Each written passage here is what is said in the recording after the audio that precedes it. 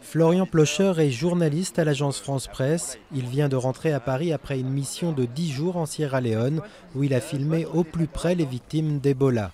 Des reportages qui ont fait de lui un possible vecteur de la maladie en France s'il devait tomber malade.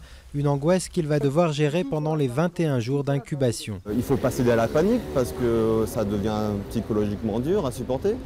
Et en même temps, il faut savoir être prudent, il faut savoir être à l'écoute de son corps et aussi respecter l'appréhension de l'entourage. Élise Menant aussi était en zone Ebola, une semaine au Libéria pour le magazine Envoyé spécial. À son retour à Paris, elle a vécu le stress de la prise de température 3 à 4 fois par jour, mais sans se sentir pestiférée pour autant.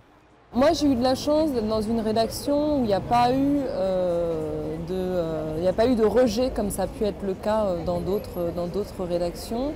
C'est-à-dire que j'ai pu aller au travail sans être blacklisté. Les gens ont accepté de me faire la bise, travailler avec moi, etc., etc.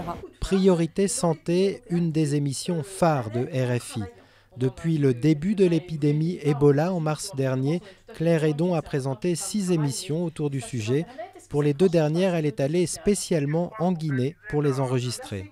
Ce qui m'a frappé dans cette histoire, c'est que là, dans les journalistes, les gens avaient bien plus peur d'aller faire des reportages sur Ebola que d'aller en reportage en Centrafrique, au Mali, en Irak, qui sont des zones très chaudes et qui me paraissent, moi, très risquées. Donc je pense que la peur de l'épidémie, et c'est ça qu'il faut comprendre, est plus importante, c'est-à-dire l'ennemi invisible. En fait, ce virus, il n'est pas visible. Des refus à partir en zone Ebola ont ainsi été essuyés dans plusieurs rédactions.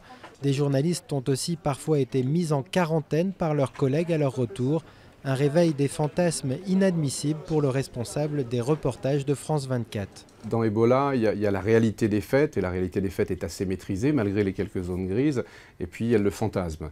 Il me semble que s'il y a 2 professions qui devraient s'épargner le fantasme, c'est d'abord le corps médical, et ensuite les journalistes qui sont censés traduire l'information, transmettre l'information de la manière la plus factuelle possible.